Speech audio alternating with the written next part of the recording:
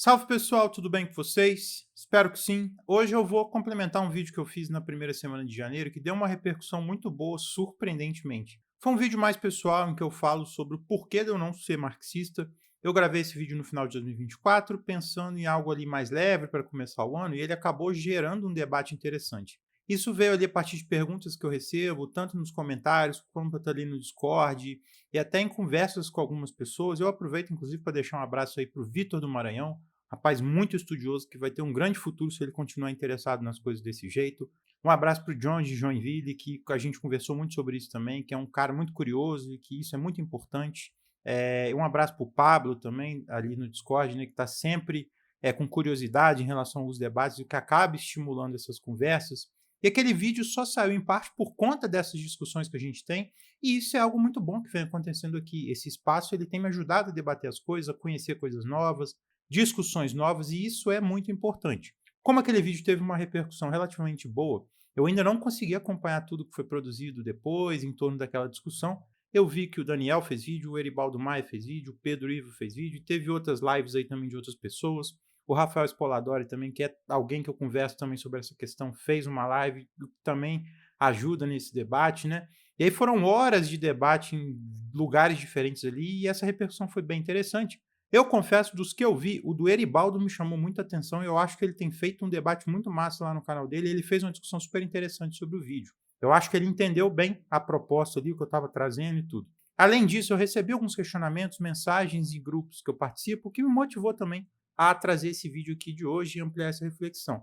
Eu vou expandir alguns pontos do outro vídeo, elementos que eu acho que eu deveria ter explorado melhor na época. Se você não assistiu ao vídeo anterior, não tem problema, porque eu vou estruturar de um jeito que dá para acompanhar tranquilamente. Mas quem assistir ao outro vídeo vai conseguir ter uma dimensão mais completa dessa discussão, beleza? Então, eu vou complementar a reflexão, né, sobre o porquê que eu não sou marxista.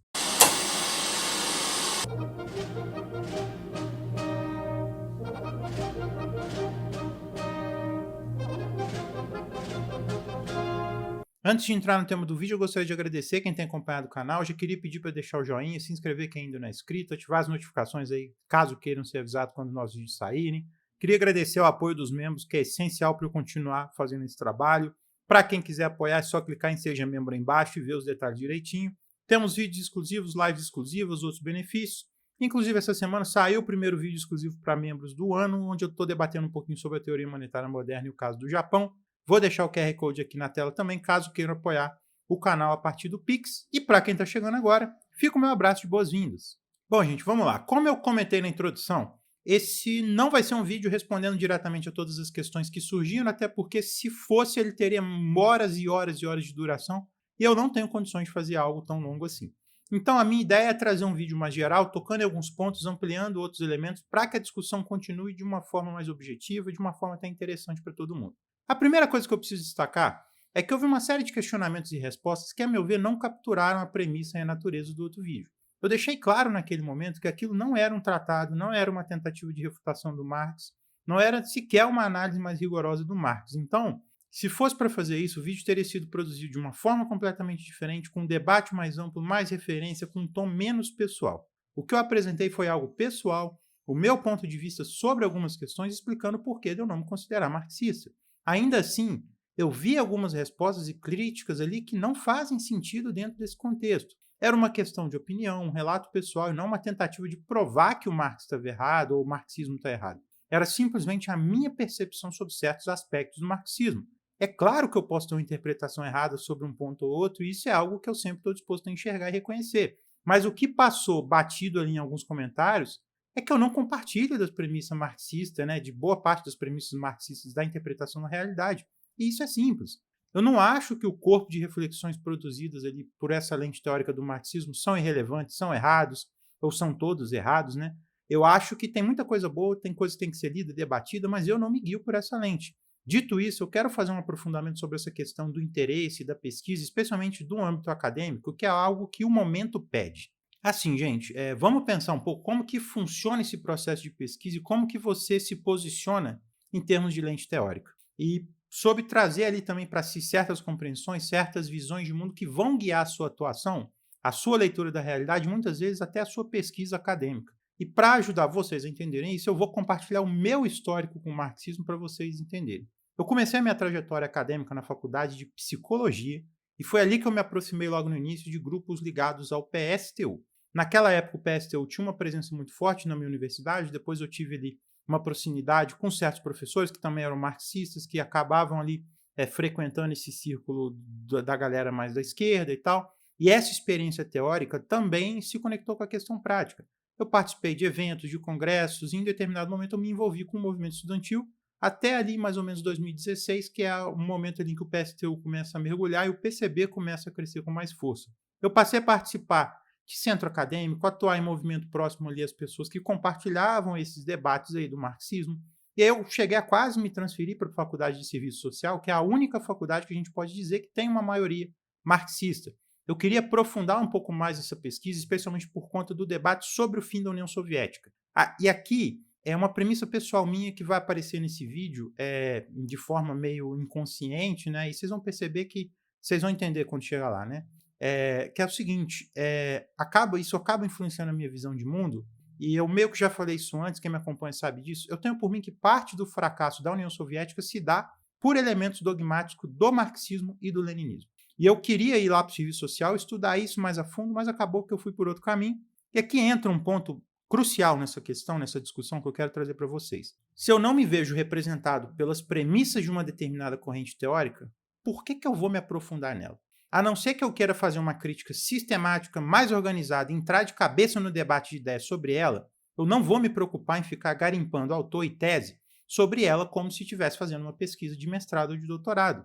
No meu mestrado, por exemplo, eu estudei o Platão de juventude, o diálogo socrático de juventude, ali algumas questões epistemológicas do Platão. Aí eu me aprofundei. Eu li várias vezes, eu li vários textos do Platão, diálogos, eu tive que aprender um pouquinho de grego, eu fui lá e fui pesquisar autores que comentavam sobre o Platão, e aí eu fiz uma geral ali em volta dessa discussão, porque eu estava me aprofundando na minha pesquisa. Então, é porque isso é o do meu interesse. Então, por que eu vou gastar o meu tempo aprofundando premissas ou buscando detalhes que não dizem respeito a como eu vejo o mundo? Como eu comentei com vocês, eu já participei de círculo de estudo, eu já li várias obras importantes, participei de debate, conversei com diversas pessoas que defendem essas ideias, já participei de grupo de estudo de tudo quanto é obra lá, já participei de curso de formação, e ao longo desse processo eu cheguei à conclusão que eu não abraço as premissas marxistas. E eu acho que existem questões que são maiores, que vão além dessas premissas, e eu considero que elas são insuficientes para explicar a realidade de forma completa. Diante disso, não faz sentido eu me aprofundar numa pesquisa ou me dedicar a estudar autores e teorias que, desde o princípio, não refletem aquilo que eu adoto como visão de mundo. E aí entra uma questão que eu vi muito nas respostas do meu vídeo anterior. Algumas cobranças de que eu deveria ler determinado autor, que eu deveria explorar certas obras só para poder depois afirmar que eu não sou marxista. Gente, isso não faz sentido. Se eu já não aceito as premissas básicas, por que eu deveria me aprofundar em autores que muitas vezes nem são centrais no debate, que fazem discussões ali que são laterais? Não há necessidade de buscar esses detalhes para chegar à conclusão de que essas premissas não me representam. Eu vou dar um exemplo. No vídeo anterior eu citei o Kant porque eu acho que ele coloca ali questões intransponíveis, fundamentais para a gente pensar o conhecimento que são importantes. E aí me indicaram para ler uma determinada escola que defende que a abstração kantiana é resultado da forma valor e da forma mercadoria. Qual que é o propósito de gastar tempo com algo que eu já considero equivocado? A não ser que eu quisesse fazer um estudo sobre esse tema, tentando debater se essa tese é boa ou não, se faz sentido ou não, aí eu aprofundo e faço esse debate. Eu posso me aprofundar em debates que são essenciais e que há um corpo teórico no marxismo que falou sobre ele. Isso também é um outro caminho. Por exemplo, eu estou querendo iniciar uma pesquisa aí num futuro próximo sobre a crise da democracia. Aí eu vou lá no marxismo, eu posso ver o que foi dito, o que foi escrito sobre esse tema lá, e aí eu estudo isso com detalhes. Mas isso é uma outra conversa. A questão aqui é simples, eu não vou me aprofundar naquilo que eu não adoto como premissa. E aí entra outra questão que eu tenho que trazer para vocês. Aí algumas pessoas comentam, mas isso daí você está falando que você não entendeu o marxismo. Parece que há uma dificuldade de aceitar que alguém pode não ser marxista por simplesmente não concordar com as premissas do marxismo. Tem gente que acha que se você não é marxista, você não compreendeu o marxismo. Gente, eu já comentei no outro vídeo, eu não sou materialista. A menos que alguém me prove que o marxismo não é materialista e que esse é o verdadeiro marxismo, o que seria uma tarefa bem difícil, eu diria até impossível, considerando o núcleo teórico do marxismo, aí eu vou repensar essa minha ideia. E isso é uma questão de premissa básica, não de falta de compreensão. É uma questão que está colocada no ponto de partida de qualquer reflexão. Agora, existe a possibilidade de incompreensões sobre o marxismo? Claro que existem, mas também é importante notar que o inverso acontece, especialmente no debate que eu coloquei no outro vídeo falando do marxismo tratando do idealismo. Muito da crítica marxista ao idealismo, na minha opinião, é baseada em caricatura e em compreensões do que o idealismo realmente propõe. E isso não é algo que está restrito ao marxismo de internet ou autores periféricos. A gente tem figuras centrais, cânones do marxismo, que fazem crítica ao idealismo da forma que eu considero bastante rasa. Por exemplo, se você olha para o Engels, para o Lenin e até para o próprio Marx, embora o Marx seja um pouco mais cuidadoso que os dois, você percebe que boa parte das críticas ao idealismo não estão ancoradas numa visão correta do idealismo.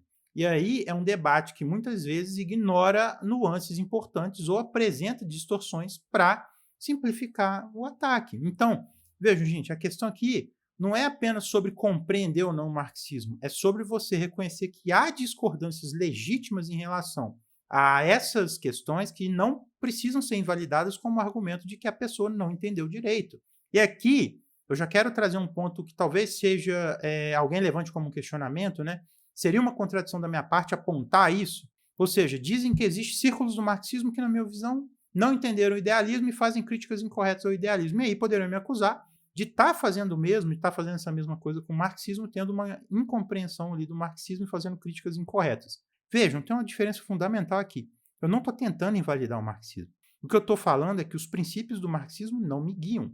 Não são princípios que eu adoto para a minha vida ou para a minha visão de mundo. Eu não estou aqui dizendo que é uma forma superior de ver o mundo em relação a outra. Eu não estou afirmando que o idealismo é necessariamente melhor ou pior do que o materialismo. Aqui a gente entra numa questão que eu deveria ter expandido no outro vídeo de lá, né? Então, o que eu adoto como premissa, então? E aqui vocês vão entender melhor o meu não marxismo, no caso. Eu queria aproveitar essa parte para explicar um pouco mais a minha posição, especialmente a partir de ideias desenvolvidas ali pelo Hans Albert no debate sobre o chamado trilema de Munchausen.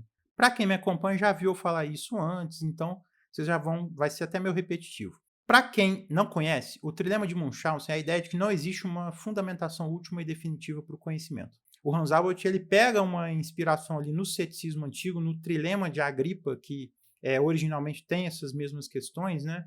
E aí ele traz para essa reflexão, traz para esse debate aí, que é o seguinte: não existe uma fundamentação última e definitiva para o conhecimento.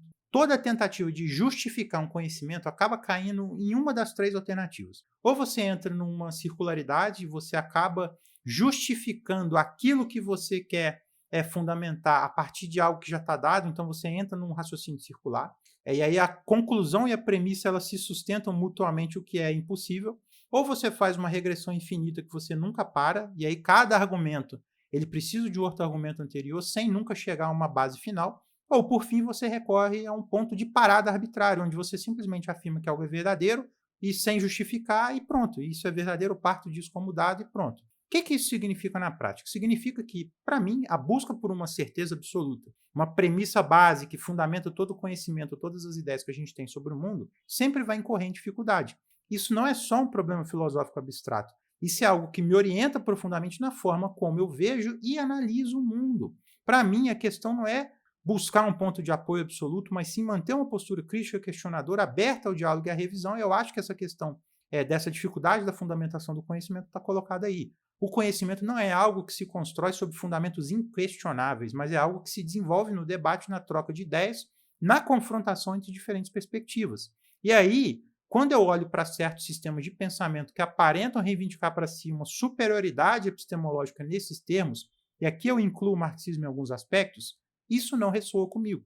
É um afastamento natural porque eu me guio por um princípio que rejeita a ideia de que a gente pode chegar a uma base definitiva e irrefutável quando a gente está debatendo o fundamento do conhecimento. E vejam, eu não estou aqui falando que a gente não tem que debater o fundamento das coisas, muito pelo contrário, o debate é essencial. A gente precisa debater o fundamento do conhecimento, o fundamento da ética, o fundamento da realidade, das leis, de tantas outras discussões que são importantes para a gente entender o mundo e orientar a nossa ação nele. O meu problema não é com o debate sobre fundamentos, mas sim com a postura de achar que determinados fundamentos são necessariamente superiores a outros, a partir de uma determinada natureza. Essa ideia é que certas premissas, sejam elas materialistas, idealistas ou qualquer outra vertente, são intrinsecamente mais justificadas ou melhores do que outras, não faz sentido. A gente precisa lembrar que os fundamentos, por mais importantes que sejam, eles também refletem escolhas, também refletem perspectivas e contextos. O que eu defendo é uma postura mais crítica que reconheça as limitações de todas as premissas e que esteja disposta a revisitar e mudar e questionar qualquer uma delas, independente de onde elas vêm. É nessa abertura, nessa disposição de debater e de reavaliar que eu vejo o verdadeiro valor do pensamento crítico. A gente tem que buscar a verdade sempre, mas com a certeza de que a gente está sempre nos aproximando e que o conhecimento é mais inseguro do que a gente julga. E aqui entra um ponto essencial nessa discussão. O que garante que um conhecimento é melhor ou mais válido do que o outro? Não tem nada a ver com a base ou com o fundamento que o conhecimento está ancorado. Não é porque essa base ela é materialista, idealista ou qualquer outro tipo de premissa aí que ela é melhor. O que garante que um conhecimento seja melhor que o outro é a capacidade dele em acertar previsões em relação à realidade. É a capacidade de descrever corretamente certos fenômenos e, a partir dessa descrição, produzir hipóteses, produzir testes ali, validações empíricas que vão reafirmando essa teoria, esse ponto de vista, como um conhecimento mais próximo da verdade. É a habilidade de uma teoria em resistir a esses testes empíricos e oferecer explicações que façam sentido à luz dos dados. E é justamente aí que entra a complexidade dessa questão, porque quando a gente está lidando com fenômenos muito complexos, o desafio é muito maior. Não basta apenas ali você partir de uma premissa sólida. É necessário que a teoria consiga desenhar um modelo que descreva bem a realidade, que extraia dela previsões concretas e que, ao ser testado, continue se reafirmando como válida. E para ilustrar essa questão, quero trazer um exemplo até bem atual. Hoje existe um debate de uma crise, né, dentro da macroeconomia, especialmente no núcleo teórico da macroeconomia dominante, que já não consegue mais se sustentar em relação à realidade. Esse corpo teórico perdeu a capacidade de fazer previsões corretas. Então, o que você vê aí são previsões erradas o tempo inteiro, e você percebe isso o tempo inteiro, né, dos economistas errando as previsões o tempo inteiro, e aí eles precisam ficar se explicando por que essas previsões estão dando errado. E aí eles não mudam a teoria, eles ficam tentando mudar a realidade, eles ficam tentando forçar a realidade dentro dessa teoria, porque no fundo eles não estão conseguindo mais prever nada. E a grande questão aqui é a seguinte: a premissa ela pode estar errada? Pode, nesse caso eu acho até que está. Mas o ponto é que eu não consigo testar diretamente essa premissa ou analisar essa premissa em separado. Eu testo a teoria como um todo. O que eu consigo testar ali dessa teoria são as consequências que eu extraio dessa premissa em termos empíricos. Quando eu aplico essas consequências na prática, é aí que os problemas aparecem, as premissas se refletem de forma equivocada nos resultados. Então, o centro do problema não está diretamente na premissa, porque, veja, eu posso adotar uma premissa que eu afirme ali como materialista e ela pode estar errada. O que realmente importa, o que realmente vai mostrar se o corpo teórico como um todo está certo ou não, são as consequências empíricas que eu extraio dela e como que elas se comportam quando elas são testadas na realidade. Por que eu estou trazendo essa reflexão aqui? Porque, no fundo, a gente nunca consegue justificar ou fundamentar, em última instância, essas premissas que a gente adota. Toda premissa, no final das contas, parte de uma hipótese, de uma conjectura, e ela é mais instável do que a gente acha. Não existe, e aí é uma questão minha, né, essa ideia de uma premissa fundamentada de forma absoluta, que foi comprovada até o último grau ali e tudo mais. Então, como que eu posso chegar aqui e falar, olha, essa premissa é correta, a outra é inferior? Não tem como, nesse sentido, só na premissa, olhando só para essa premissa, não tem como. E é justamente por isso que eu estou trazendo esse debate, porque muitas vezes eu percebo que certas questões que, na verdade, são muito mais metafísicas, muito mais inconstantes nesse sentido que eu apresentei, acabam sendo tratadas sem que as pessoas percebam isso. E aqui eu vou dar um exemplo em relação ao próprio Marx.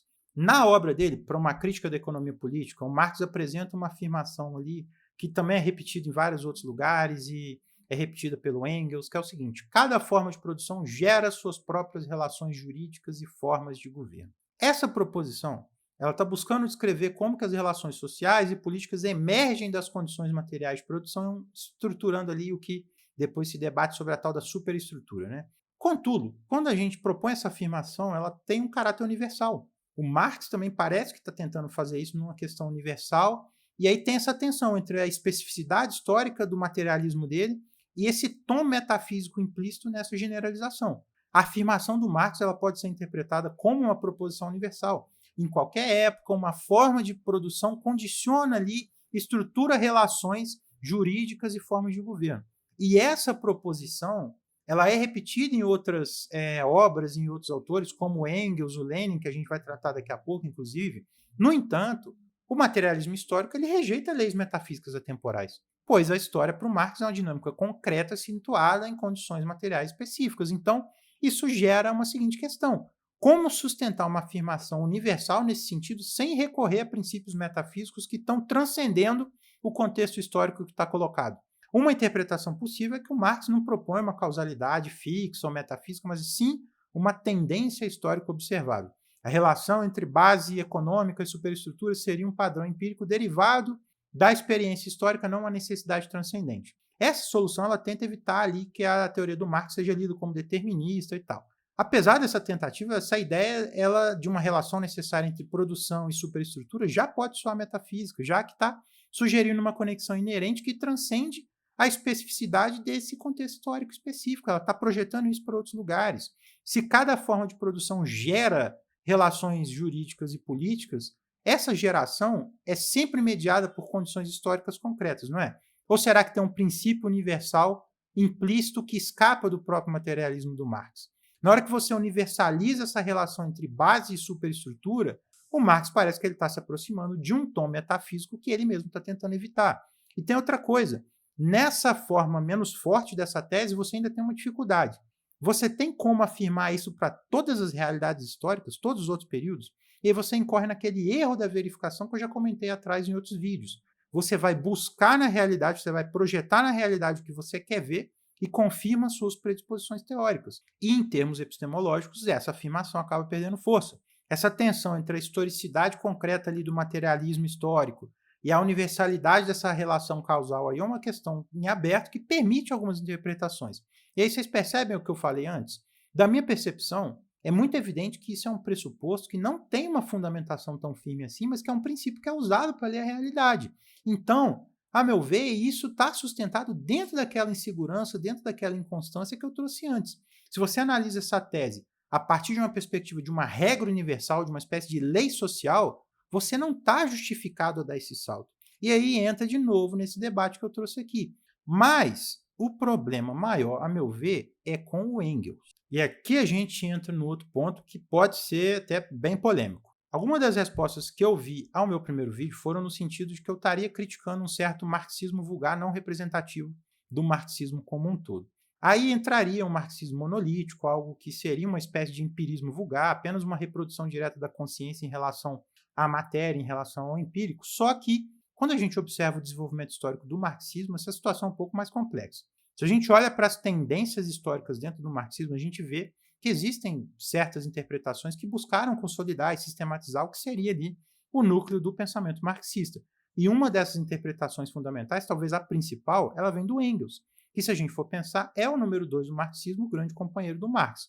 Ele escreveu junto com Marx uma boa parte das obras mais importantes do marxismo e desempenhou um papel essencial como sistematizador e continuador do Marx. O Engels, nas suas obras, ele se dedicou ali a construir e explicar o que ele via como leis do desenvolvimento histórico, leis da dialética. Ele tentou consolidar o marxismo como uma ciência, afirmando o socialismo científico como superior às outras formas de socialismo. E essa superioridade na leitura dele vinha justamente dessa abordagem materialista e dessas leis que ele estava descrevendo. E aí está o ponto. O Engels ditou boa parte da interpretação do marxismo que prevaleceu depois dele. Então, se eu trago uma crítica a esse tipo de abordagem, não dá para falar que eu estou falando ali, que eu estou criticando algo marginal secundário. Eu estou falando do Engels, que é uma das figuras centrais na estruturação do marxismo. Isso não é uma questão de criticar um marxismo vulgar ou menor. É uma questão de debater uma interpretação que vem diretamente de um dos principais nomes do marxismo. Se você observar no Engels, e aqui eu cito várias obras importantes como o Anti-Düring, a resenha que ele faz para uma crítica da economia política, do socialismo utópico ao socialismo científico, a dialética da natureza.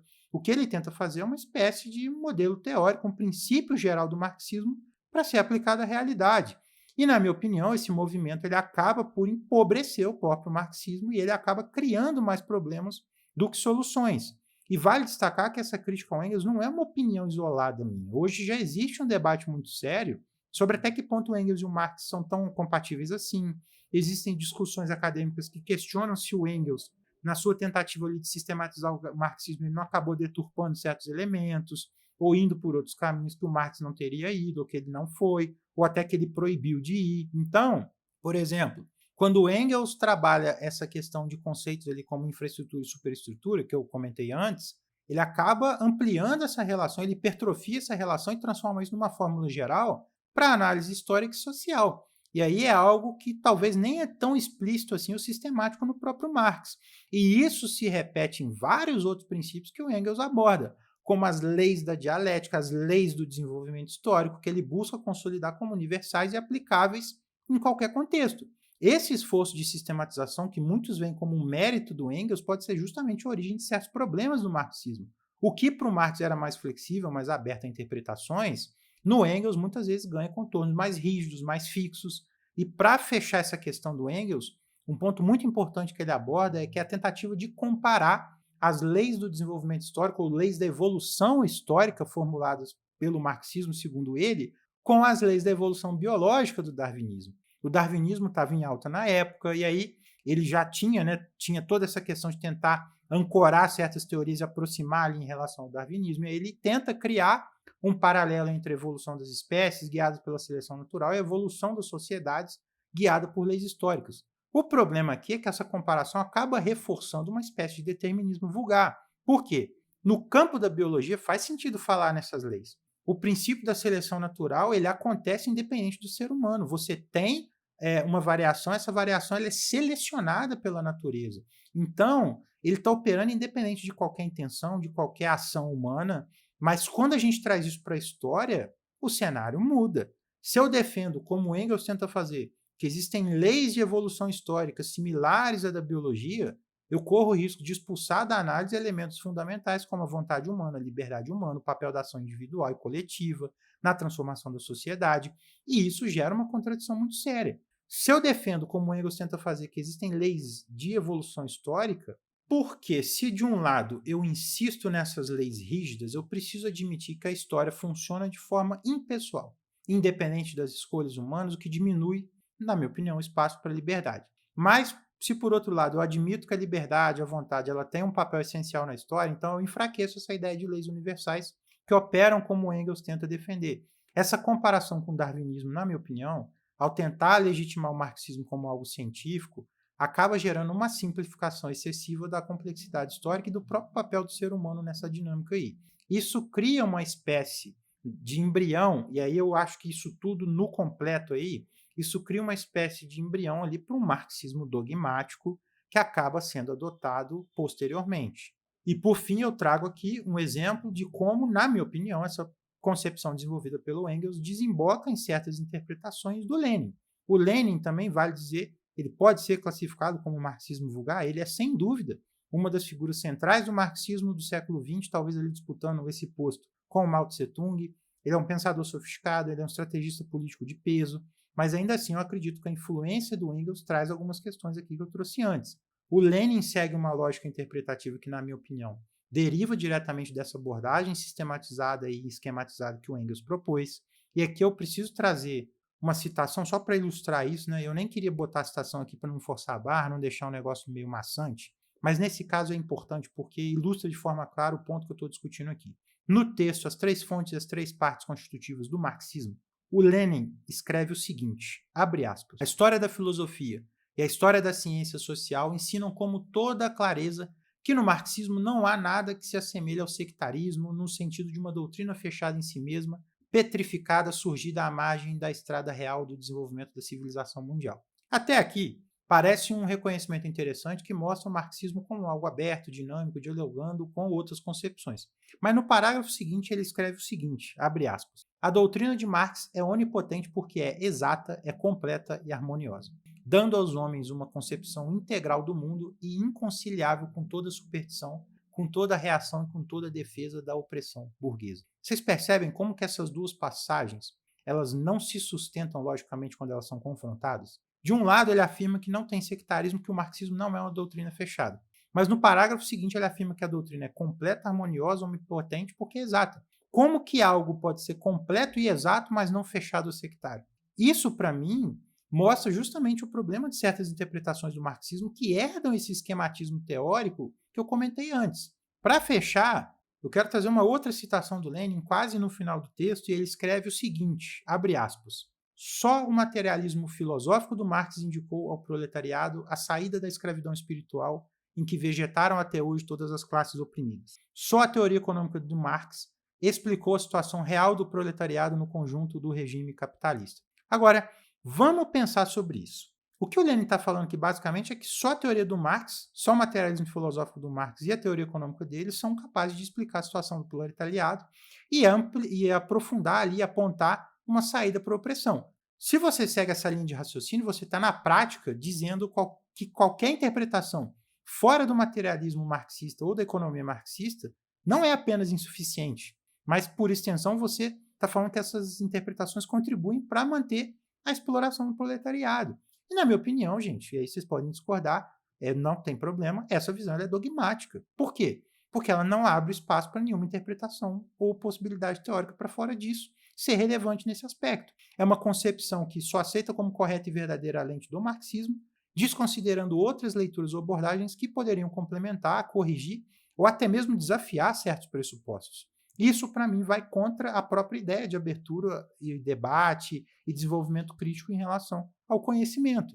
E aqui a gente chega à principal questão, o ponto central da minha crítica, que é o problema prático que eu considero fundamental que decorre disso. Vamos pensar junto. Imagina a perspectiva em que existem pessoas que enxergam claramente os problemas do capitalismo, que compreendem a necessidade de superar o sistema, mas que não se identificam como marxistas. De acordo com essa visão influenciada pelo Lenin, essas pessoas acabam sendo vistas como irrelevantes, ou pior, como menos qualificadas para pensar a superação do capitalismo. Por quê? Porque, para essa lógica, essas pessoas, ao defenderem concepções teóricas diferentes, estariam na prática sustentando a exploração capitalista.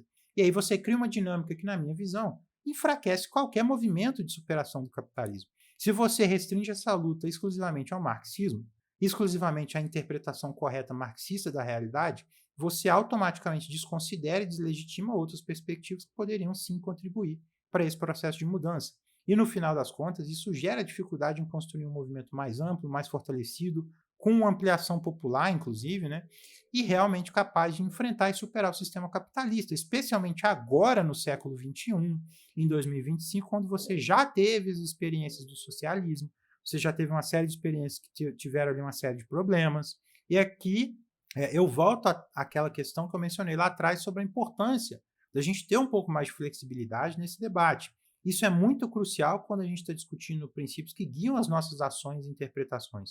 Pensar em termos mais flexíveis é importante e, a meu ver, para pensar alianças em direção a caminhos que as pessoas buscam em comum, mesmo que elas não comunguem da sua vertente teórica. Então, elas podem pensar de forma diferente em relação a vários outros aspectos e elas podem caminhar juntas em direção à superação da situação que está colocada atual. Eu acho que essas tentativas aí de superação do capitalismo tendem a ganhar mais se elas flexibilizarem um pouco mais essas visões que estão mais influenciadas aí nessas questões que eu trouxe para vocês. Enfim, gente, eu não vou amolar vocês mais com essa discussão. Vez ou outra, eu acho que eu vou entrar em alguns aspectos separados aí desse debate, enquanto eu vou aprofundando o tema, né? Espero que vocês tenham gostado do vídeo. Vou deixar mais redes na descrição, meu canal no Telegram, meu canal no WhatsApp, meu servidor no Discord. Entrem lá. Um grande abraço para todo mundo e até a próxima.